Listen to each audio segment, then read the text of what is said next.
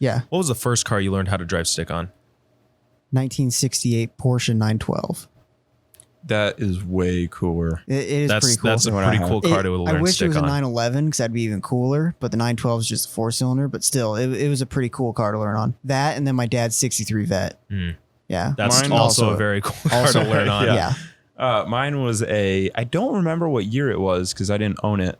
I want to say it was a 2006. It was a supercharged, so not the cool one, but a supercharged Cobalt SS that I was test driving from a dealership here in town.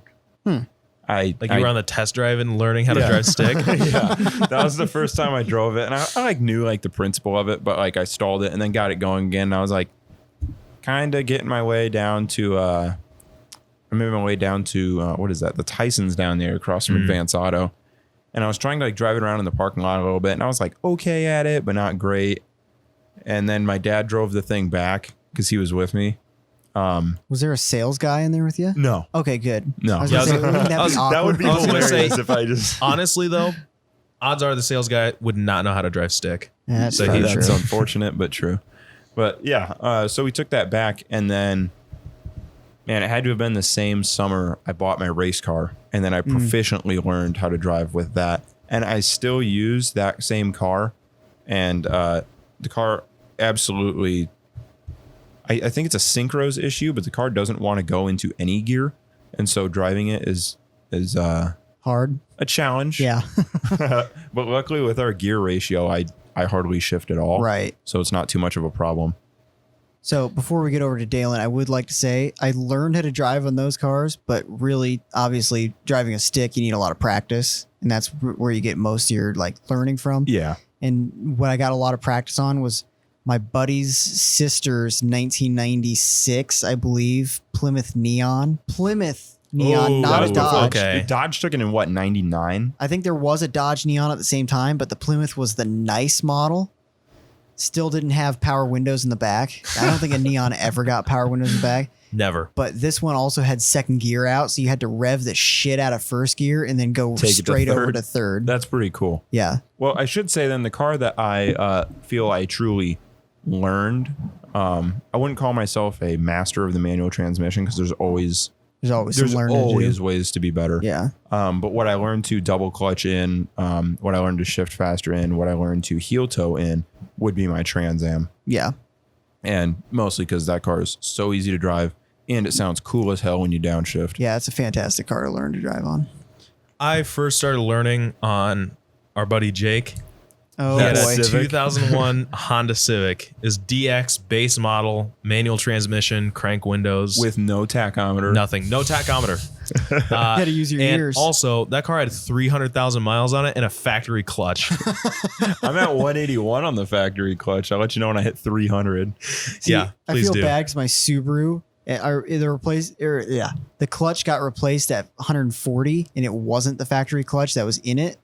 So that's clutch number 3 at 140. So yeah, you guys are doing pretty good with that. I learned though, like you guys were saying, there were different cars that you learned on. Right. I learned for the first time on that Civic, but shortly after that, I got a job selling cars at a dealership.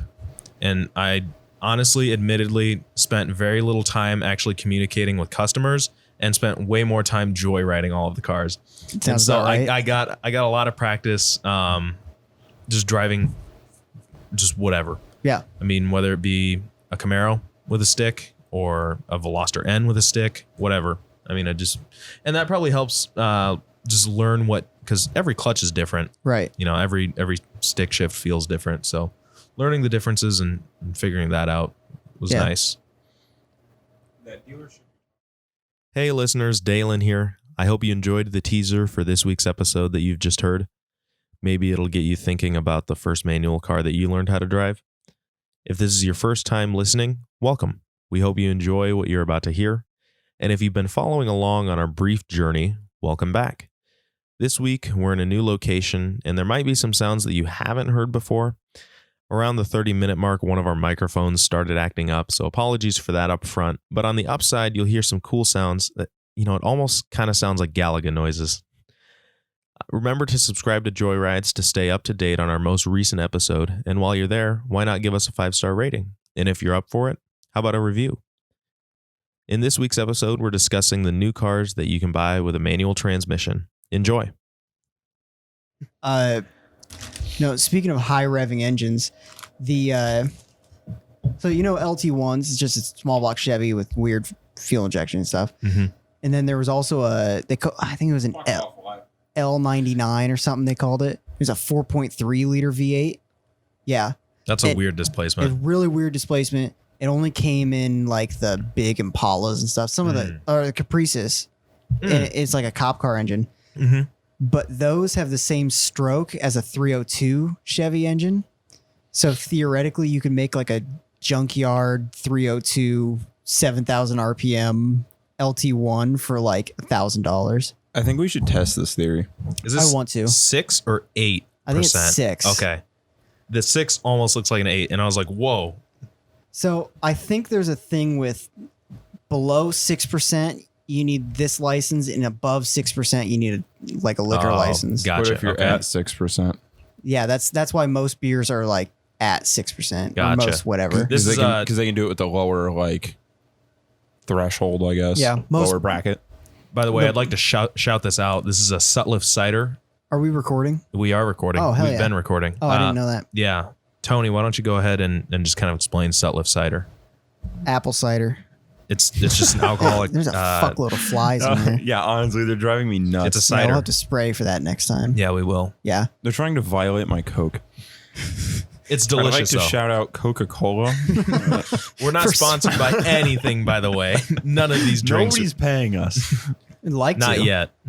Yeah, not Shout yet. out to Apple for the headphones. Shout out to Shure for the SM79 microphone. 57. It's a 57. It's a Dumbass. 57. Sorry, dumbass. Shut the fuck up, Tony. You have a shark on your shirt. Oh, It looks like a. Is it a shark or is it like a? Yeah, it's just a No. scary fish. It's like a. What are those called? Isn't that all a It's like a shark? bluefin. It's just Yeah, a bitch ass shark. I guess you're right. Yeah, sharks are just scary fish. Yeah. So I was late. I was on my way. I had to go to Best Buy to buy these little audio Dongles. splitters so that we could all listen. Dongles. Oh, yeah. And I went into Best Buy, and the guy who was working just comes up to me. Hey, can I help you find anything? I was like, oh yeah, I'm just looking for this thing, whatever. He noticed my shirt. I've got a 997 GT3 on my shirt. Right. He's like, what is that? It's a Porsche 911. He's like, He said it's a T-shirt. He said that. He said that's what I thought it was, but I just didn't want to be wrong. Whatever. It's all right, cool. Then he asked me what I drive, and I told him. And he was like, oh yeah, I drive a 335i. So shouts to him, actually. He was a really cool guy, helped me out. They didn't have him there, so I had to go to Guitar Center. He's a cool guy. His name's Will, so I'd like to shout out Will. Best Buy here. Will at Best Buy. He was very helpful, very nice guy. Hell yeah. That's awesome. Yeah. But as I was leaving Guitar Center after I got these things, I was walking through the parking lot, rolled the shit out of my ankle. It was terrible. I'm in all so much Will's pain right now. fault. Come on, Will. Will distracted you. No, it wasn't Will. Will was across the street at Best Buy. I was over at Guitar at Center by Guitar this Center. point. Yeah. Who was the bitch at Guitar Center that fucked you up? I don't know his name. Oh. He was also a very nice guy, very helpful. Oh, good. But it was my left foot. Shout out to Guitar Center.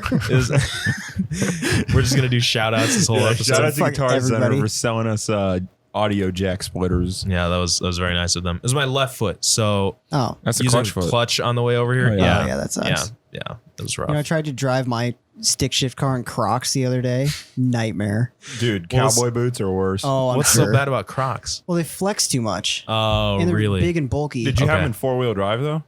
What? Your Crocs in four-wheel drive? You put the strap on the back of your ankle? I do put the strap in the back of my four-wheel drive. That's the difference. Yeah. You pop it up into two. Yeah, pop it up into two and it's forward and then What's throw it low? back into... You just take the strap You off. rip the whole strap off. Take the strap off and just run. I thought about converting my Crocs to also be Heelys because I thought that'd be the funniest thing. Yeah. But I don't think it'll work too well. I think they also flex too much. I have this little coffee table book that's full of medical codes, like what doctors and ER techs will use when they're describing an injury. And it's all like in codes that it's in their system, whatever. And there's a specific medical code for an injury involving Heelys. Is it really? Yeah, there is. That's awesome. I hope there's a police code for it too. Like there's a special code where the guy's like, all right, I just hear a Is here a 1036 over the radio? Let me The look guy's up what running that is. away, He but looks- he's on Heelys. Yeah. We got Heely cops out here. Heely cops. Light up Heelys. They go red and blue. Yeah, red and blue Heelys, except they go even faster than like the legal civilian Heelys that you can catch up to them. Roller bearings. Yeah. You got graphite rubbed on the axles. So you're just zooming up to these other guys on Heelys. Well, you know they still make Heelys. Do You they really? still buy brand new Heelys? Seriously? Yeah, that's what I did. Who's buying them? I did. Yeah, he just said that he bought them. I mean, honestly. Yeah, but who in 2021 is buying Heelys? I am. I would. I mean, hey, I won't yuck your yum. Like if you're all into Heelys, I think they're cool. I probably can't do it. So They're only like $50. really, Yeah, and they're super easy to do. that's like an average like sneaker. Yeah, Do they make them for people with large feet like they me? make them up to a size 16. Do you get a bigger wheel with the Imagine. bigger shoe I size? don't think so.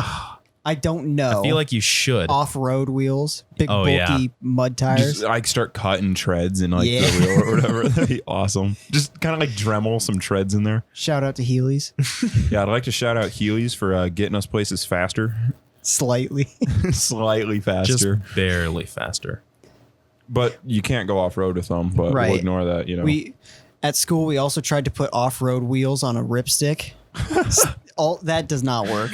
It makes it really hard to do. Tony, I feel like you have a troubled history with modifying ripsticks. Yes, you Yeah. heard my thing. Yeah. I'll have to show you that later. he has a troubled history of just Fuck off, flies. just hurting himself by modifying anything with wheels. Okay, speaking of that, we All didn't right, do all right, of this, course so there's a story. I didn't hurt myself, but we tried to brainstorm how we would make motorized Heelys. My brilliant idea was they're not going to be a motor on the Heely, Yeah. but a backpack with a Predator motor, chain drive down to a wheel where you would lean backwards on the wheel and go. I feel like there's no practical way to actually motorize Heelys. Okay, The best way would be like a drill motor, but I don't know if that would produce enough torque to actually. And it'd be heavy as Yeah. fuck. get like a DeWalt brushless, like up on top, put it on top of your shoe, and like the laces get wrapped around it, and find a way for it to somehow power the wheel at the bottom. I'd also like to shout out DeWalt for making the best brushless impacts. Please This is send our us shout out. brushless impacts. Half inch, please. I showed you my new DeWalt. You did. Yeah. That's a nice little It's unit. 1,200 foot-pounds of breakaway torque. Yeah. It's a lot. That's sweet. Yeah. I used it once. Money well spent. Well, you know what? It's I don't know. I feel like if you only use it once, but no other tool would have done it. Like if you really Right. needed it to actually get that taken care of that one time, Yeah. it pays for itself. Well, let me put it this way. Travis's air impact, this thing's like fucking twice that. Really? Yeah, it's got a lot of torque. Okay. A lot of fucking torque. You want to get rid of the flies? Yeah, I'll shoot him with a 22. I'd be happy if I hit one. Dude, it'd be like Wanted. You ever see that movie? No. I know the song No. Wanted Man by Rat. Is that good enough? No. Okay. Okay, never mind. Anyway, I kind of figured that we haven't started our recording I was yet. No, just this is because just like a the lot of random bullshit. Yeah. I was going to say, we can this, cut a lot of this out. well, it should be in there. This is pretty good. No, I just like getting into the conversation, like just so that we weren't doing anything before, and then all of a sudden, okay, we're talking about the topic now. I Right. like to just like get into conversation. We're just talking. Yeah. And then eventually I just throw in hey, you're listening to the Joyrides Automotive Podcast. My name's Dalen. I'm joined here in a new studio. It's actually a barn, Tony's barn. It is a barn. He told me that we'd be in a barn, and I thought there'd be like rats and cats and all kinds of stuff. Run- I Renovated. thought I'd be sitting in hay, actually. I wasn't sure how much I'd itch when I got home, but here I am sitting at a barnwood table in a metal chair. Yeah. This is actually super nice. Yeah, Yeah, it's a it's nicer than I restaurant. thought. We have a kitchen and everything here too. Really? Yeah. Can I cook Very like nice. pizza rolls in there? You can. I've got pizza rolls if you I'd want like to some. shout out Totino's. Please send us pizza rolls. Please send us pizza rolls for the next podcast. We're hungry. That should be our t-shirt. I'd like to shout out Tostinos. Oh yeah. Yeah. God damn it. Shout out episode. The shout out Well, episode. it's not just our shout out episode. Tony came up with a brilliant genius idea for what we should call this episode. It's episode number 3. Tony, why don't you Yep. go ahead and Since it's number 3, we're going with episode 3, Revenge of the Stick. We're just talking about stick shift cars, new stick shift cars. Cars that you can buy new in the 2021 model year with a manual transmission. Or 2022 model year. I figure we should allow those. Yeah, we're getting some 2022s now. There's cars that we know exist or will exist with a manual. Yeah, that we have not gotten yet. And a lot of that, I think these are cars that should have come out in 2020 or potentially 2021. Corona. Yeah, COVID has kind of delayed a lot of different things. I think the Z is amongst that list. I'm pretty sure it was supposed to come out this year, but it has gotten pushed back. Bronco got pushed back, and now did you see they're having even more troubles with those hard tops on the Broncos? Yeah, because they're leaking. People who have gotten them are reporting that they're leaking. There were stories about the headliners are already sagging. Oh no! Yeah, like really, sounds like a Holden. Really bad. I figured that there would be a couple of years that it would take them to kind of work, and that's how all the new cars are. Right, it takes a couple of years to kind of work. You buy the first year GM's model. Been doing that for like 50 years. The first year is just terrible, and then they get Corvette, things better. Yeah, first year the C8 Corvette. They had to work out a lot of stuff. Yeah, we're complaining about like stitches. Like, the stitching in the dash isn't as even as this side. And it's like, all right, why are you staring at baseball stitching? I mean, like, I get that, like, maybe be picky if it's wrong, but like, come on. Have you seen the picture of the stitching? Although I've seen one where it actually kind of has like a mound to it where they just completely missed their objective by like half an inch. So this was on the 3LTs. So like the $100,000+ cars, like the really nice ones. Yeah. And the stitching is awful. It's really bad. Oh, wow. Yeah. I mean, this is a very low quality picture, and you can see. Okay, that's... Now, I don't think it was on a lot of cars, but yeah. What guy in the factory said, we're not redoing this, just sell it, they won't notice? And then the person got in the car, looked over at the passenger side of the dash and said, what the hell am I looking at? Well, think about how many people have seen that before. Well, it looks like a topographical map of Utah, and they just allowed it. It just went to the dealership a lot like that. If you're listening, look up just C8 stitching issue, and you'll see several different photos of several different cars. Yeah. And the stitching is just, it's not good. Yeah. And that's putting it lightly. I also like how with the C8s, every single one that got wrecked has been like on Facebook. Like, oh, another one. Oh, another one wrecked. Dropped off a lift. Fucked. That happens with G8s too. I'm in the G8 group and people are just like, yep, just screwed up another one. It's and like, you go to, come on. You go to the comments and it's like, how much for the wheels? Yeah, immediately, glad you're okay. How much for the wheels though? Well, yeah, but with a G8, you could like hit a bump wrong and it's totaled. Yeah, it's salvage title. It's because parts are impossible to get. It's like people will have like a dent in their bumper or a dent in the hood. Boom, salvage title. Because you can't get parts. That's just how it is. Yeah. Well, it's because everyone's going through fucking insurance over it. Yeah. I wouldn't take it to insurance. I work at a body shop. I'd do it myself. Yeah. Just pay for it. Yeah. Which kind of sucks, but whatever. Going back to where we were talking, like the first model year is always rough. But people buy those cars because it's the launch edition or there's something special about it. You know, you buy it because it's the first one. The new one. But then, you know, over the years, number one, they work out the kinks. But especially with the Corvette, you know, then they release new editions with more power, more appearance, stuff like that. So then you kind of get into the balance of, okay, do I want the first year because it's special because it's the first year? Launch edition, whatever, or do I wait a little bit and get, you know, the one with 50 more horsepower and this body kit and whatnot? Right. Well, it's like with the C7s in 2013 when they came out, you were cool if you got one of those. You know, it's the new body style. It looks awesome. I still think those look better than C8s. I really like those. I do like the C8. We'll get back to that. Okay.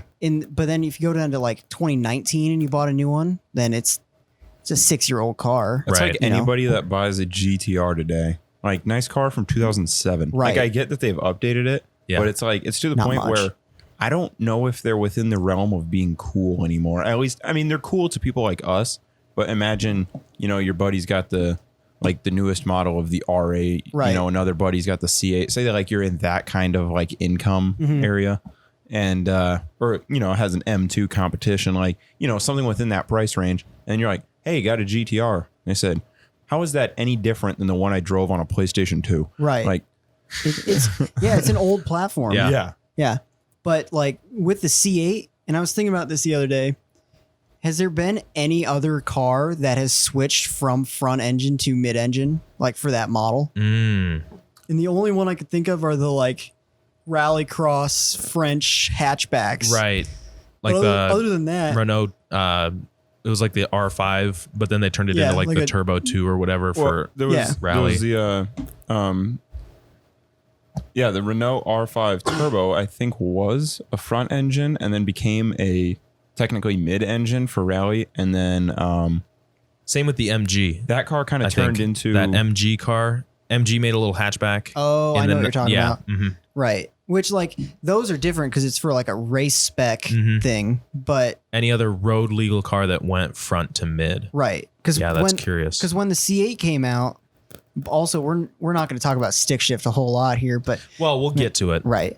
When the C8 came out, like, everyone was saying, I like it. It looks cool, but it doesn't look like a Corvette. Mm-hmm. Like, well, of course it's not going to look like a Corvette. It's I'm going to say first because I don't know anything else, but the first car that is switched from a front engine to a mid-engine platform. Mm-hmm. Yeah. Especially with something as like significant. Yeah, as iconic as a Corvette. Right, exactly. Yeah.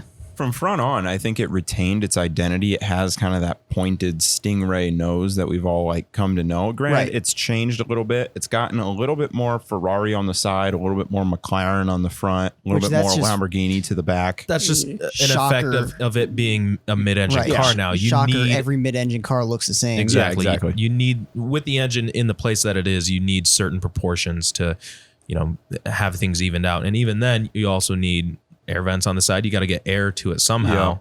Yeah. And if you kept the signature Corvette long hood, I mean, you do that in a mid-engine car, you're either going to end up with an insanely long car or something that just doesn't handle. Right. Or you've got a car the both. same length as like a Cadillac Series 62 or whatever. Like it's just a really long car. Also, when you got the Corvette Brougham, when the C7 was out and there was no C8, there wasn't even talk of it yet. There was somebody, and I just found this picture the other day. There was somebody that photoshopped a picture of a C7 to be a mid-engined, and looks like a Gallardo from what I'm saying. Right, Gallardo Corvette. It holds a lot of the same body lines and everything as the C8. Yeah. They legitimately do look. What is like that photo? Corvettes. Where do you find that? I just for people who are listening. Googled mid-engine C7. Mid-engine C7. Okay. I did have a picture of this one plus the original picture right next to each other, but I don't know where that's at. Yeah. Yeah. All right. Anyways. Yeah, we'll talk stick shift cars. Yeah, stick shift new cars. Do you guys have any favorites? I do. We've already mentioned it a million times. I have two on my mind. One I'm not going to go over because we've said it 1,000 times, and that is the new Z coming out, obviously. And then the other one we also have mentioned, but I think it is one of the coolest cars coming out, which is surprising because I like sporty coupes and sedans. That's what I've always liked. But the new Ford Bronco, insanely cool. It is a 6-speed manual transmission. Seven speed. Well, hold on. A crawler it's gear. A 6-speed with Granny a crawl low. Gear. Yeah. Still 7. I like how we both just jumped on his case right as soon as he said 6. Would you call it a 7-speed though? Because you still have your low and your first. So, all of the media is calling it a 7-speed. Okay. We'll allow that. On all the old trucks with that granny low, it's a 4-speed with granny low. Mm-hmm. So it's still 4 gears. Yeah, like all those Apaches we have. Yeah, where you're supposed to start them in second, but everyone starts it at first, does burnouts. Yeah. The first probably 5 or 6 times that I drove one of those Apaches, I did that. Right. There's nothing telling you. Right. I'd be in the showroom where we've got a slick, like smooth concrete floor. Yeah. Put it in first. It's just doesn't too take easy. much. No. Well, it's like a 7-to-1 gear ratio. Oh, so, God. Yeah. I'm probably wrong with that, but whatever. You're probably close enough. Probably close enough. It's a lot. Mm-hmm. But yeah, the new Bronco is it's a 6-speed plus a crawler gear. 7. So yeah, we'll call it a 7-speed. Whatever, call it an 8-speed if you count reverse. But anyway, what about neutral? It's a 9-speed. Well, there's like a ton of neutral through there. There's all the neutral spaces. Okay. It's a 21-speed. It's a bicycle. But that does. You can get that in the 2-door format. It does not come in the 4-door, which is kind of strange as far as I'm aware. And can you get a 2-door right now? Because not yet. Soon. I saw a Bronco for the first time. I saw it in where was I? Hannibal, Missouri. I was just driving through Hannibal. Hannibal's a nice town. It's just really annoying because there's a million stoplights through this one town that's about the same size as Lisbon. Right. It's terrible, but it's like Missouri. it's the highway like if you're on 218 south, I think it turns into like 62 or whatever. Mm-hmm. But you're just going south. But yeah, there's tons of stoplights. But I saw one there at a gas station. And at first I was like, wait a minute, is that what I think it is? Because it kind of throws you off, the first time that you see a new car. Right. But yeah, it was a Bronco. It was like a metallic, like bluey gray almost. I know that color. It's like a nice like slate. I think it's really cool. Yeah. And you were talking about that you can only get the manual at the 2-door. So I don't know. Can you get a 2-door right now, or is that one of those things being delayed? I think it's delayed because of like roof and door issues. It's like leaking or something like that. Sounds and so about they right. haven't quite put them out there yet. Yeah, as far as I'm aware, this was off of Ford's website that I saw. The 7-speed manual transmission only comes in the 2-door variant, which is kind of strange. They might change that in the future. I hope so. They could. But also, you could only get it paired with the 2.3 liter engine. That's right. Yeah. So I know that they do make a V6 in, what do they call it? The Badlands edition or something? Yeah, there is a Badlands edition. I thought it was like a Moab or some crazier. Moab might be Jeep. Jeep, yeah. There's obviously the cooler off-road version, like your top of the line one, but you can't get the manual in that format, which is really weird. You can only get it in the 2.3 liter, which I think is kind of a letdown. But if you were to go buy one of these things, if you actually cared about crawling like off-road and stuff like that, obviously go with the manual. Yeah, but you'd also want the power. I feel like with a granny gear, your gearing is going to do enough that you're going to be able to get over stuff. You don't need power when you have that kind of gear. Yeah, that's you know fair. what I mean? Yeah, like you're going to have the output you need. Still, to get over even given that, like, if you did have that scientific explanation of, we've got the granny gear, it'll be able to cross this, whatever. That's still a tough thing to market because there's going to be people who see the brochure and they go, okay, well, there's this bigger engine. Obviously, you're going to get that. Yeah, right. Well, that's why they went with a 7-speed. Yeah. So you have more gears. Also, I do remember, because I did look at these for a little while, if you got the manual transmission, it comes standard with like a 456 rear gear or like a 411. You can't get anything lower. Really? Yeah. So you get a decent amount of gear. Well, at least you have 7 gears, so it's not like your top end's totally gone. Right. But you've got a decent amount of gear down low. If you wanted to do some off-road rock crawling, you take the 411 or whatever you said, rear end. Yeah. With your granny gear. Yeah. It pairs up. That it should works be able well. to climb pretty well. I mean, you're going to have a lot of Ultimately, gear. Just the whole way that Ford has handled this thing in terms of making it better than the Jeep in pretty much every way. Right. I don't think they'd push a product that wasn't able to handle itself. Oh, yeah, definitely. Plus, I think that 2.3 is similar to the one in the Mustang.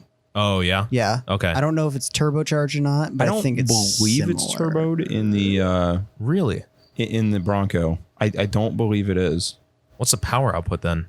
I'm not sure. I would have to For look a that naturally aspirated 2.3. Yeah. 28. 28 horsepower. 28 horsepower. What is this, 1936? Yeah. It's a Model T. So before these actually came out, we were driving on the highway. We saw the test vehicles for the Broncos. Oh, you did? With all the padding and everything on it, so you Yeah. couldn't see it. And I remember seeing the 2-door, and there was 2 4-doors Mhm. that they were testing. And that's like the first time that I realized that they were actually making a 4-door. Yeah, that's It's really kinda cool weird. when you see those cars because they've got the weird like geometric designs, whatnot. Yeah, so you can't see what they look like. I was up in Michigan near Detroit for work, and I saw before they. Can you get the new Grand Wagoneer or whatever? Yeah, I don't know if those are out yet, but I saw one of those Jeep Grand Right. Wagoneers with that stuff on there. Maybe it was a Cherokee L or whatever. But Yeah. it was a new big Jeep. Mhm. And I thought it was Grand so Cherokee cool to L is see. pretty cool, Yeah, I thought it was so cool to see one of those things. Just Oh, yeah. before it's even out on the road. So I have the specifics here. The Ford Bronco 2.3 is the EcoBoost one, so it is turbocharged. Okay. And it's got a output of a surprising 275 horsepower. That's pretty good. Yeah. That makes a lot more not sense. Terrible. That makes a lot that's more not terrible sense at all. The I mean, that's a Mustangs are significant like number. The Mustangs are like 320 or something like that. They're in the 300s. Really. Yeah. So it's 305, I think is the number on Well, and those. being at 275, that seems like more than enough to actually go off road Right. with that manual Yeah, transmission. and think about it. That's only in the 2-door Bronco, and you have that low gear. I mean, all your torque is right there to get up Yeah. stuff. Right. I mean, I don't think that it's incapable at all. Again, that might be something that they change later on. Maybe they're just trying to sell sell people on the 4-cylinder right now. You have to get it to get the manual, but someday maybe you'll get the manual, the V6. What is the V6? I'm guessing that's also turboed. I don't know, I'm not actually. sure. No. What Ford V6 is it? It is the 2.7 liter V6, and it produces 330 horsepower and 415 pound-feet. So I don't know. Yeah, that's quite a bit more torque. Yeah. But like, because we were saying you can only get the stick shift on the 4-cylinder. That reminds me of, I was looking at a while back, like this year. I was looking at new. It's been a very long year. It's been a long year. I was looking at new Toyota Tacomas, because as far as the like smaller size trucks go, that is the only one I could find that comes like with the V6 and a manual. Yep. All the other ones, if you get the V6, you have to get an auto. that was on my list of being one of the manual vehicles I have out there, because out of new trucks, I'm not a truck guy in any way, but like out of new trucks, the Colorado ZR2 is pretty cool. Those are cool. They've got, there's kind of like a light rig deal up to the back of the cab. I think that is really cool. It's also got that bumper. Yeah, the front's got a very aggressive approach angle. It's like 45 degrees. Like it's like pretty crazy approach angle. But then the Tacoma, obviously, just I feel is the better all around truck, and the fact that you can get it manual is pretty awesome. It's got a 6-speed manual. You can get a 6-speed manual with the V6 and 4-wheel drive, and the way I price it out comes in below 40 grand, which is not bad for a new car. Oh no, for a new truck. That's not bad at all. Trucks are pretty expensive. I drove a couple of those ZR2s back when I sold Chevys, and those are pretty sweet trucks. I'm probably even further from you as far as being a truck guy goes, and I will say that those things have like what, 3-4 grand in suspension under them. Probably. They're really cool. Yeah. So my dad's got a 2017. It's not the ZR2, but it was the Z71 package. So his has the 4-wheel drive. It's got the V6, but the auto in it is just the one thing that kills it. Yeah, that would be kind of a letdown. I don't know if you consider this a truck. Yeah, but it comes in right at around 50 grand. I think is about where it starts. Ford Maverick. The Jeep Gladiator is offered in a manual. Definitely a truck. Is it really? Yeah. Yeah, it is. I think that would be really cool. Same manual as you can get in a Wrangler. And the Wrangler also can still come manual. Yeah. I think it comes manual with V6 still too. Yeah. That really? Mercedes, or it's probably Fiat now, because the V6 that they have in there? Yeah. It's a Pentastar. Like what you get in like a base Challenger or whatever. Oh, so it is a Chrysler motor. Yeah. Okay. A very questionable one. Yeah. Well, those new Jeeps I hear are pretty questionable to begin with. Yeah, especially with like the small crossover-y sort of things that Jeep put out. There's rebadged Fiats. Well, like the Wranglers really themselves. Weird stuff. Yeah. But the Wranglers themselves, like the new ones, I've heard they had a lot of quality control issues with like stuff on the frames and the drivetrains. Oh. Yeah, I've heard of people breaking control arms on the highway. Yeah. Or like U-joints blowing off of the Hey, you know why those control arms break? Why is that? They're plastic. Yeah, they're a hard Chrysler. plastic. Yep, they're a very hard plastic with like a honeycomb design for strength, like almost as if you would have in like your front and valance of like your bumper. They have like those hard plastic honeycombs behind bumper covers. It's kind of similar to that, and it's like this is the first time I'm hearing of this. I'm sure I thought he was joking at first. No, I've seen it in person. I stopped. I was at a dealership like a year ago, and my dad told me it had that, and so I was like, "Yeah, I'm just gonna try this out. Like, I'm gonna give it a feel, see if that's like actually true." And I reached down there, and I can't remember whether this was on a Ram or a Gladiator, which I know are not the same vehicle at all. But it was just there was a bunch of them in a line. And I decided to feel under one of them, and you go to the control arm, you can get your fingers up into the thing because it's hollow like honeycomb, right? And so you can get your hand up into it.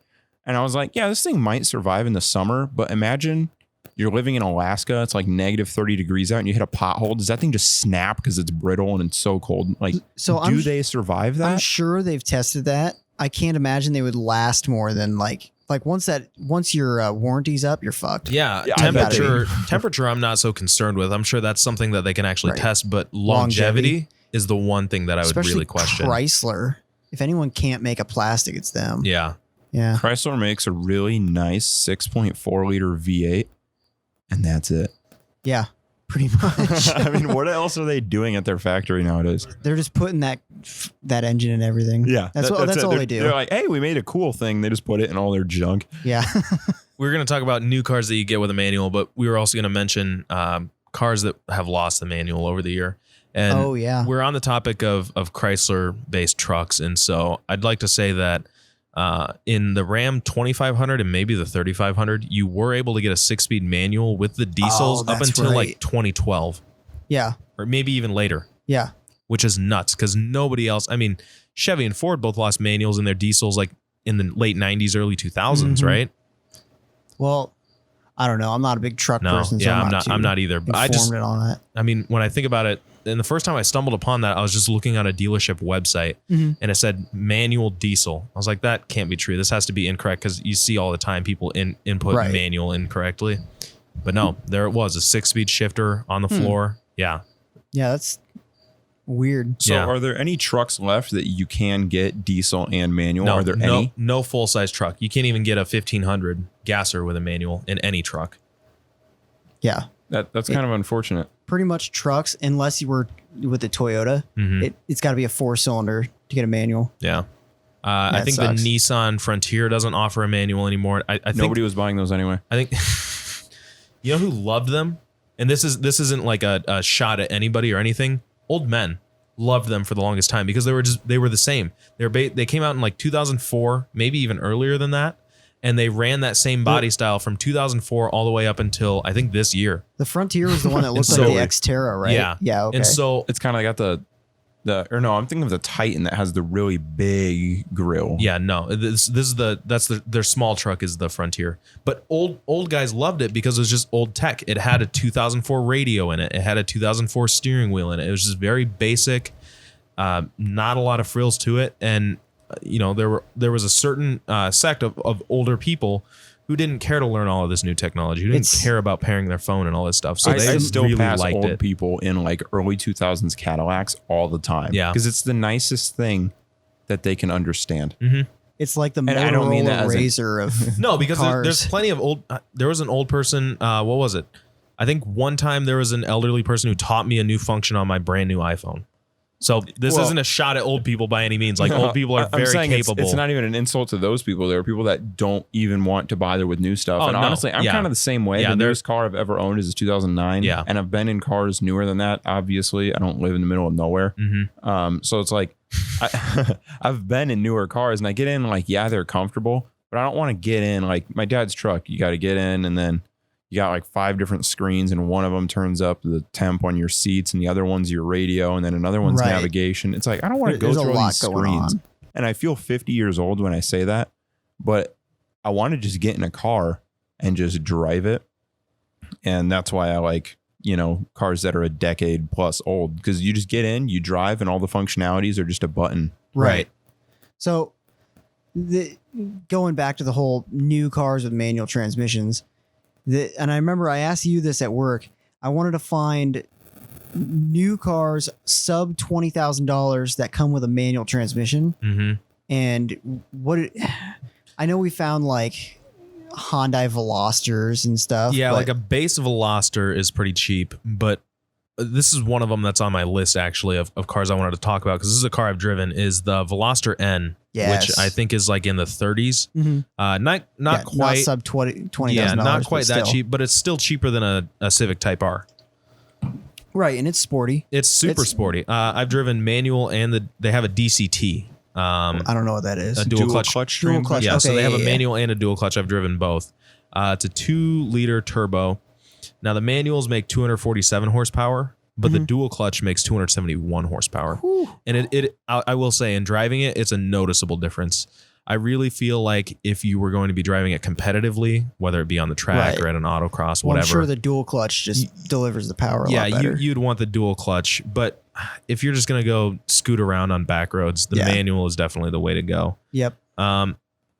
What I will say about the car is that it's got a super responsive turbo, and they rev. I don't think they rev like crazy high, but they rev high enough. And with that turbo being so responsive, it just shoots up. I remember you hearing can just something. bang through the gears super quick. I remember hearing something about this Hyundai. They like really put a lot of money and effort into making that turbo just super responsive. Yeah. Yeah. They're also working on that clutchless manual. Are they really? Yeah. I think that went defunct. Did it? I think so. Oh, because I know that's kind of Volvo bummer. did something similar in the 90s where you'd have kind of an H pattern, but without a clutch.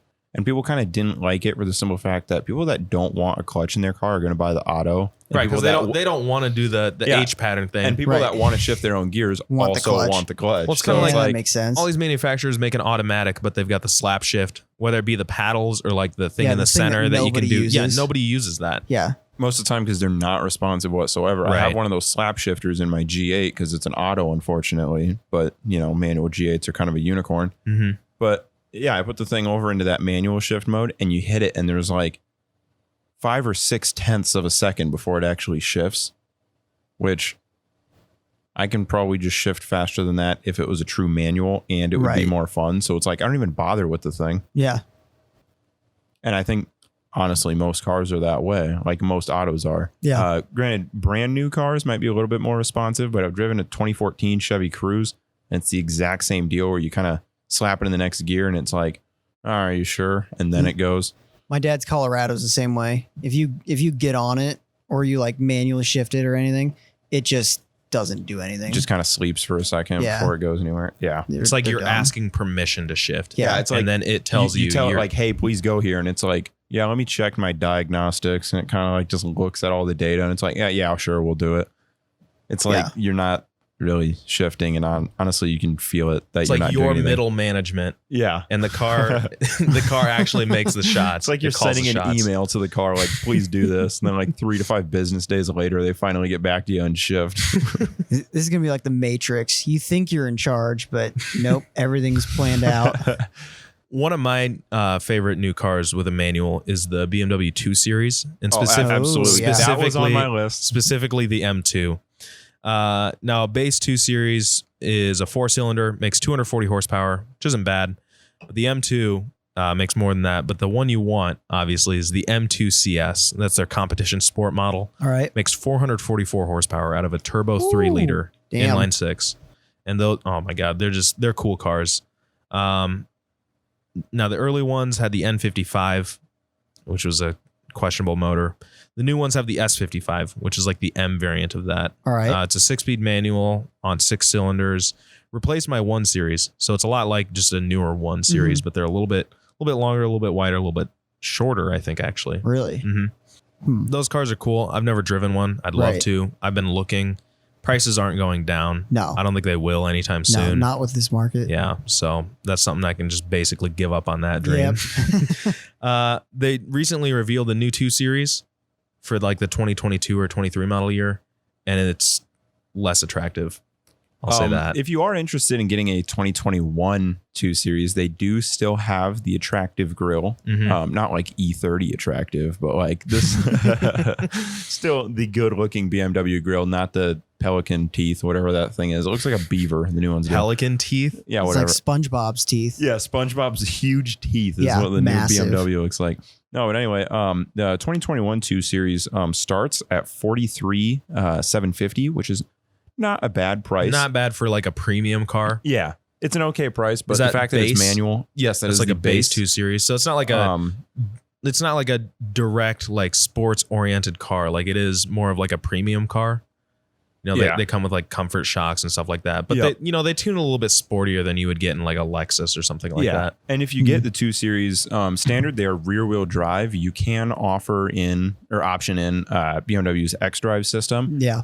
But you don't want to if you want the manual. If you keep it rear wheel drive, you can get the 6-speed manual, and the base has 248 horsepower, which I feel 6-speed manual, 248 horsepower, rear wheel drive. Yeah, it'd be fun. You're still having fun. Yeah.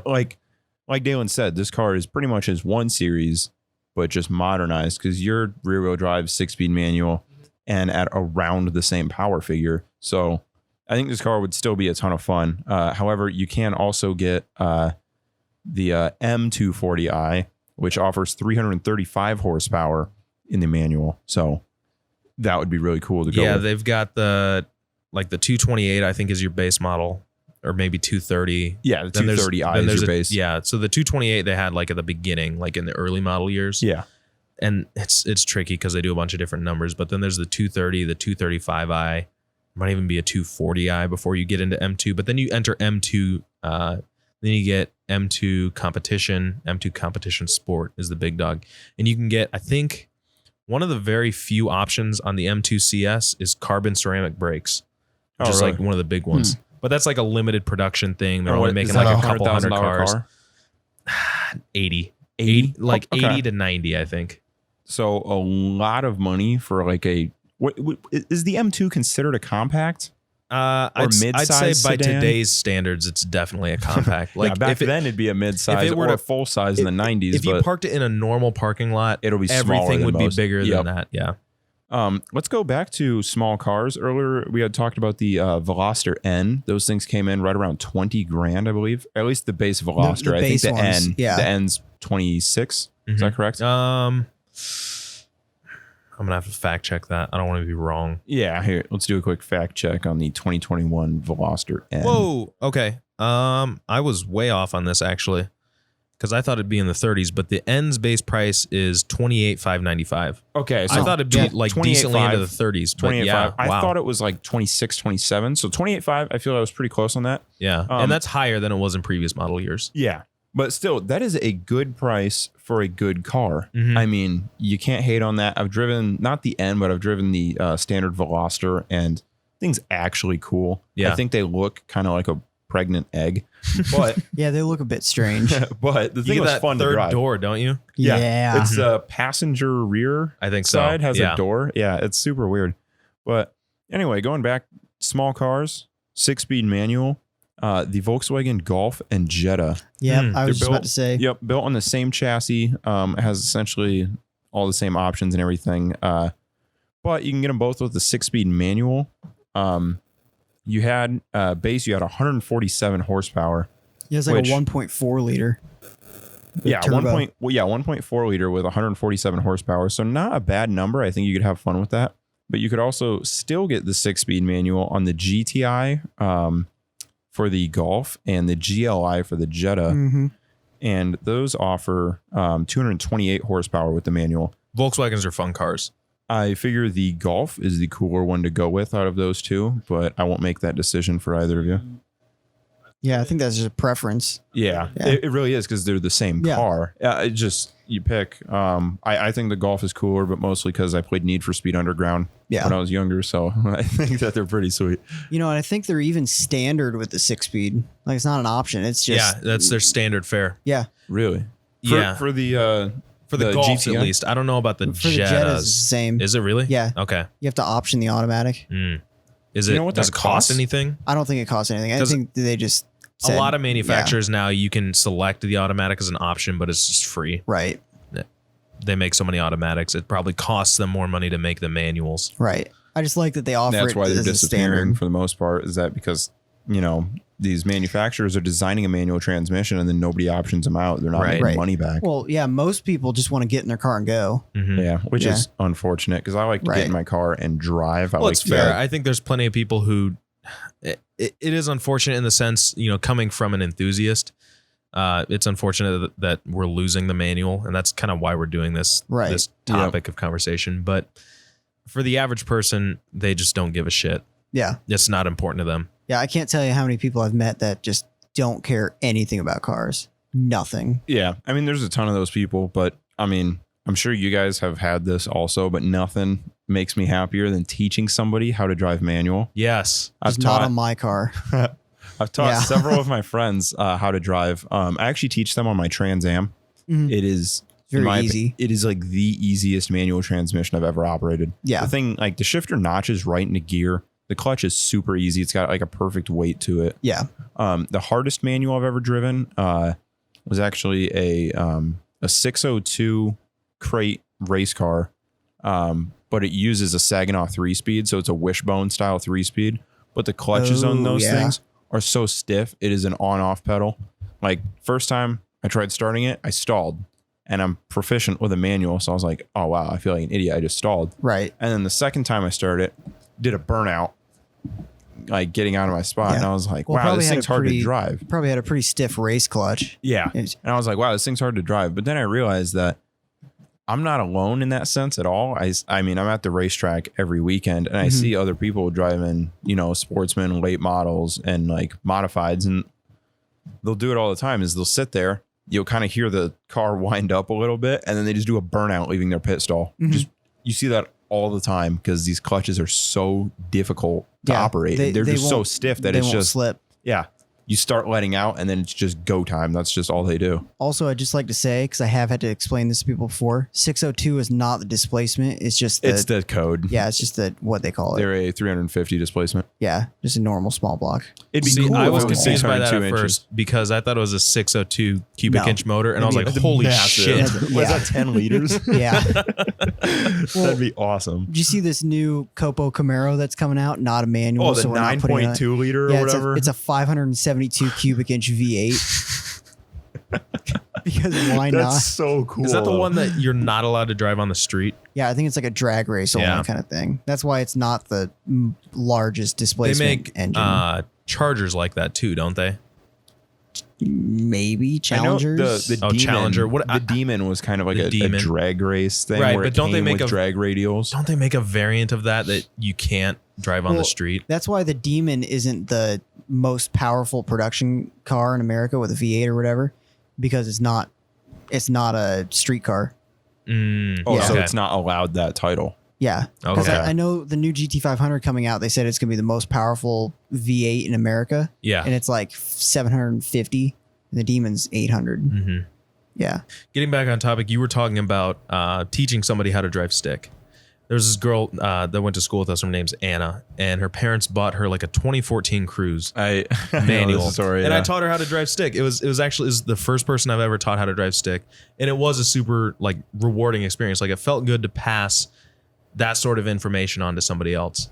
Yeah, I love that. As soon as somebody like kind of starts to figure it out, I showed our buddy Blake how to drive manual in the high school parking lot with my Trans Am, and he stalled it like 3 times in a row. And then once he like actually got it going, he like went through first gear, into second gear, and like actually he didn't rev match well, but I don't expect anybody to, you know, the first not time. the first time now. Yeah, but he like did okay, and he kind of took it around. And he had like a big smile on his face. He's like, "Wow, this is like now that I have the thing going, like this is actually like fun." And then he pulls up to a stop sign, and I figured he knew. I didn't say anything, but just pulls up to a stop sign. Didn't put the clutch in, didn't put it in neutral, just kills it as soon as he gets there. It's like, what happened? I That's was the like, way I "You didn't treat clutch." every stop sign. Just- There just was a kill girl I it. went to high school with that had a Ford Ranger, and she like it was manual, but never drove it correctly. She'd pull into a parking spot and just let it die as soon as she got into the parking spot. Like, I'm like, why do you drive like that? Well, like going to the whole like teaching someone how to drive stick. There was one guy at my school who one of my friends I taught how to drive stick, so then he got a stick shift car. There was another guy at school who was giving him advice, and it was like his advice was if you pull up to a hill, like on a hill, and you have to stop, don't use the brake, but instead let out the clutch right to the point where your car will stop moving, and then just sit there. So he just murdered his clutch. Yeah, I'm like, dude, do not do that. Yeah. Please, That's God, terrible. don't do that. I did mention the Toyota. Yeah. I didn't, like an idiot, I didn't write any of these down. No, that's all right. But like, I've got some other backups. yeah. If we You- just you do a wanna backup. I'll talk find a about good them. one. Okay. Oh, wait, before we do that, Mhm. I do know one. Okay. Mitsubishi Mirage. Shut up. You know what? Tony and I were talking about this car. We had a good conversation about this one. For like a week. Yeah. We talked about these for a week. Well, because I said to you, I said, hey, I want a list of every single sub $20,000 new car with a manual transmission that you don't have to put 91 octane gas in, something that's the not only turbo. thing I told you the was first Mitsubishi one, Mirage. you said cheapest car you could possibly buy new, Mitsubishi Mirage. There's people that are reported of getting them brand new under $10,000. I'm like, Yeah. There are dealers out there and That are I- just trying yeah, to get it and off maybe their that's lot. changed Nobody now. wants it. Maybe Do that's they changed still now have steel because wheels in 2021? yes, they've got That's steel awesome. wheels. They've got crank windows, I believe. Yep. It's a 5-speed manual, and if is it a 5-speed? I believe so. Okay. So they're using a transmission from 20 years ago. So same thing with the Nissan Versa. the Nissan Versa, which I've also driven. Right. Not very proudly. 5-speed manual, steel wheels, crank windows, and it doesn't. The key, no fob, not even plastic on the key. It's a blank metal. It's a blank metal key. It looks like a door key from the 90s. Yes. Literally it looks exactly like a Chevy square body key, and that's just what you walk up to your car. Does it have an alarm? No, but there's no way. Okay, but think about it. That's like a $13,000 car. Yeah, think about it. If you could get one for 10 grand, you know, which people have been reported to before. Maybe not right now. Yeah. We talked about this obviously during think it was COVID. I kind of it was want to winter. do this and just make it my winter daily. But think about it. $10,000 ish. It gets 40 miles to gallon. It's a manual transmission. It's a new car. It's got a warranty. It's got a 100,000 mile warranty. No kidding. I don't know if it's quite 100, but if I can it's fit in this decent car, amount. this would be a decent deal. It's a new honestly, car. it You'll fit in wouldn't it. be a bad deal. You could finance it for $100 a month, maybe less. Now it's going to be pitiful. I think it's got 70 horsepower. It really is a car from the 90s. That's being sold today. I've got a friend with it honestly, it's a 2010 model year, but it is a 90s car. Right. It's a Hyundai Accent that makes 90 horsepower. And I was on the interstate with him yesterday, and I was like, dude, go around this guy. He's like, I can't. I was like, what do you mean you can't? He's like, check this out. And he hops over in the left lane, and this thing's an auto, and he lays just lays his foot down, and it goes from to but goes the exact same speed. It downshifted and went up to $4 grand, making just this disgusting noise. And it didn't go any faster. I was like, what? Speaking of the Hyundai Accent, I have that on my list here because you can get that with it's a 6-speed manual. You get that with a 6-speed box. Luxury. It's a 1.6 liter 4-cylinder, makes 138 horsepower. And the notes I have on it, because I have driven one of these, is that it's dull. I've written down that the 1.6 is laughably underpowered, especially considering it's a direct injection engine. Yeah. It needs a turbo option, I think, to fit with the sportier image of the Veloster and the Elantra and those options that they have. And Hyundai has the powertrain. Even if you have to detune it, whatever, just throw that in there. It'd be a lot of fun. Yeah. In a tiny little car. I have come to the conclusion that a new full size car with under 200 horsepower is going to be kind of dull and not very fun. But with the whole something needs a turbo option, I really like the new Toyota Corolla hatchbacks. Yes. Those are cool. They do come with a manual, and if it came with a turbo option, it'd be really freaking cool. Correct me if I'm wrong. That is a 3-cylinder? I have no idea. I don't think so. I think it's a 4-cylinder. It's the GR Yaris. Yaris. Yeah, the the Yaris. Yaris is the 3-cylinder. Yeah. Okay. Now those Corolla hatches, they're weird because they have. I think I remember a guy telling me this, so don't exactly quote me on this. And of course, I'll fact check this before I actually put it in the final cut. But those have direct and port injection, I'd believe it. and it'll just select whatever's best for performance or economy. Right. What? Yeah. Well, it's like the new Koenigsegg Jesko.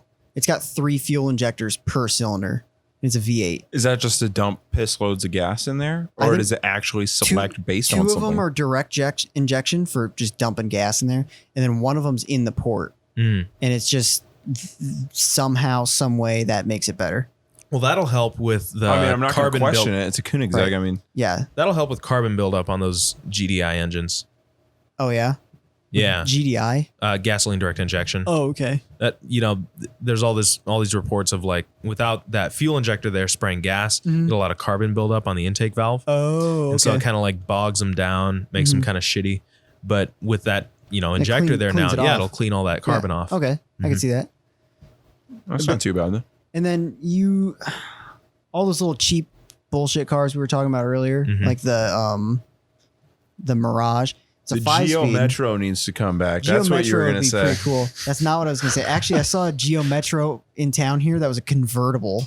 I used to actually drive by. I had a college class when I was in high school, so I had to drive to the local. Smart. I know, right? No, I drove to the local community college every morning, and on my way there, on the interstate, I would always pass the same Geo Metro, and the thing was looking like a 1990s bowling alley cup. just had like that vinyl on the side, but it was a convertible. And I was just like, why is that thing so cool? Like, Dude, this I would drive person's a just Metro. flexing on me every day. Dude, if I had a Metro, those are a 3-cylinder, aren't they? They are 3-cylinder. They get like 50 miles a gallon. And I would definitely paint the bowling alley cup design on the Oh, side. absolutely. Or better yet, just paint a bowling ball on the side. That'd be cool. But like, so with the whole 5-speed thing, what really surprises me is Subaru Imprezas come with 5 speeds. Yeah. And in That's on my list. 2021, it's like a 5-speed's the cheap option. What's the entry price of the Impreza? Like 20 grand. That's another one. That's it? Yeah, okay. it's because it's a baser. I mean, Okay, we're but talking it's- like they're naturally aspirated, So we're talking like about 1.8 $20,000 liter or whatever. We're talking a $20,000 brand new with warranty, and it's all-wheel drive with a 5-speed. Okay, They so come hold on, standard guys. with symmetrical all-wheel drive. I think every single Subaru has all-wheel drive. Really? Yeah. Wow. They only made like one or two front-wheel drive Subarus in North America. Yeah, it was And a it was while like ago. a long time Yeah, ago. like Yeah. the Leone and whatever. Yeah. So what I was going to ask is that we've established a good number of cars here that are around or under 20 grand Right. that are manual. Right. Is the Impreza the one to go with? I don't know. So I really I feel like that is like, out of all the names that we've listed, I feel like that is the one with kind of the most Let's not forget, significance. even within Subaru, you can get a BRZ with a manual.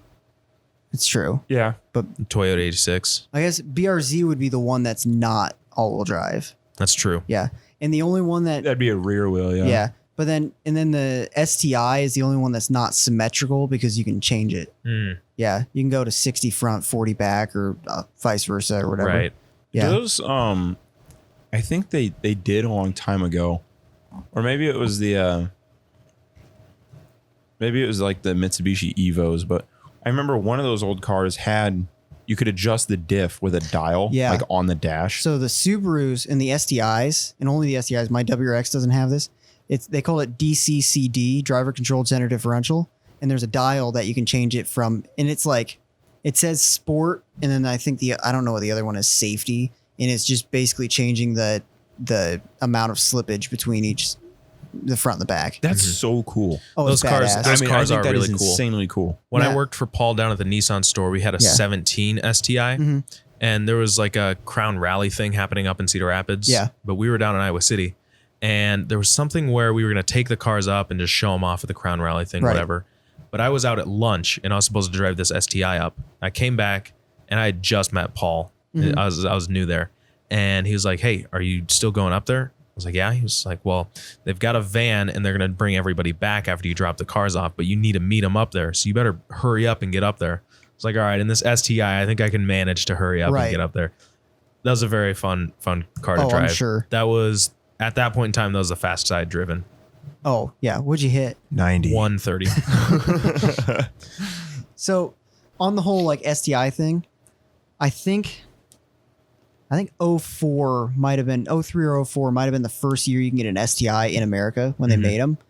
And those back then had 300 horsepower roughly. Brand new STI still has 300 horsepower. Really? They really haven't upgraded a whole lot. And there's talk of the new STI coming out with 400 horsepower, so it'll actually like compete with That's stuff. probably a big deal then. Huge jump, which I'm hoping that by then the new Impreza, the base model, they'll update it to like the 6-speed and all that stuff. Yeah. I feel like 300 horsepower in 2021, even though there are like SUVs making more than that and just like Right. 4-cylinder Mustangs making more than that, Right. I feel like 300 is still not a bad number. It's No. sporty, but still you would think that their like flagship model Yeah. would be more than 300 horsepower. Yeah. Well, and for the last few years, I've driven nothing but 350 plus horsepower cars. I mean, that's just what I'm used to, but it's like I've driven Dalen's car, which your car, this was before Would you say you that did was headers and stuff. 270? They're 230 from the 230, factory on okay. the 128. I've done Yeah, the Euro. this is before you had any upgrades to it. So the 230 horsepower and the curb weight is $3,000 on that car, 3,300, something like that. Yeah. I thought that was a proper number. Right. I mean, sure, you could always do more power, but it didn't feel like a dog. The thing was fun. See, that's about what my It moves Subaru well. is. Yeah. But that one's all-wheel drive, so I can't do all the whippy spinny things. All the whippy spinning things Those- just Yeah. doesn't happen. The 128i is fun. It's got 50-50 weight distribution. So it's just like, I don't know. Yeah. It wants to move. It wants to do fun things. I don't know. It's just a fun car. And I think that the power is pretty good. I think recently we've gotten kind of carried away in terms of horsepower. Like it's just turned into this thing of, well, everybody can turbocharge now. It's not just exclusive to high-end marques or even just the high-end model. Like everything can be turbocharged now. That's like how cars that were cool and fast 10, 15 years ago, you know, the cars I own, the cars Dalen owns, you know. I mean, aside from the MGB, the cars you own, mine's Tony. a little more than 15. But the thing about it, they get absolutely walked on nowadays because everything's so freaking fast because it's all turbocharged, even with tiny displacement. I mean, think about it. The new Honda Pilot has like a 6.5 second 0 to 60. Yeah. Why? It's also like 300 horsepower. Yeah. And it's just like, it kind of makes you feel like a goofball until you think about the fact that if you were to actually take it around a track against your car, you'd murder the thing because the thing would want to fall on its side. The Honda Pilot would. But yeah, I mean, the fact that it can get up to speed that quick is almost like weird. Well, I think they said a brand new Honda Odyssey will outperform a Ferrari 308 in every single category. And I didn't want to hear that. That's a naturally aspirated V6. Right. But we are talking about 308, which at the most had 230 horsepower. Yeah, those were kind of bad, but they look insanely cool. They look cool. The 328s look way better. 328s look better. I will say the 288 GTO from the Group B cars, with I think they're twin turbo. Maybe not. Yeah, those are pretty fucking cool. Yeah. Oh, absolutely. We talked. Dylan, did you have another car on your list? Well, we talked low end cars, cheap like $20,000 cars that you can get with a so manual. You're gonna take it to the high end to $115,000 at the Porsche 911. Is that you can still get manual? Is that the most expensive? Because there's got to be something more expensive than that. Because you can get the Aston Martin Vantage with a manual. Okay, and we're not talking That's like probably over 115, right?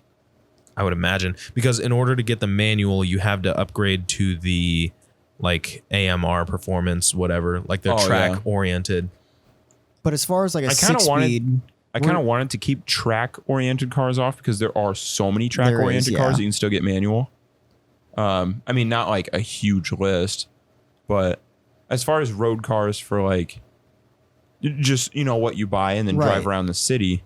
I mean, sure, you could do that with a track oriented car, but I mean, our list could get bigger because you can still buy like late models, like purpose-built race cars with manuals. The point of this, though, is that this is an Aston Martin Vantage. Yeah. It is a street car. And it's a super cool car. Well, it's a super cool car. It's got a 4-liter AMG twin-turbo V8, makes 503 horsepower, and it's the only... the Aston Martin? Yeah. It's a Mercedes engine. Yeah, it's the only Mercedes engine you can get with a manual transmission. It's a 7-speed dog leg. Doesn't come in a Mercedes? It's a 7-speed dog leg, which I think is cool. Is that the only new dog leg that you can get? I don't know. Maybe. Well, you can only do a dog leg in a 5 or a 7-speed. Has to be an odd number.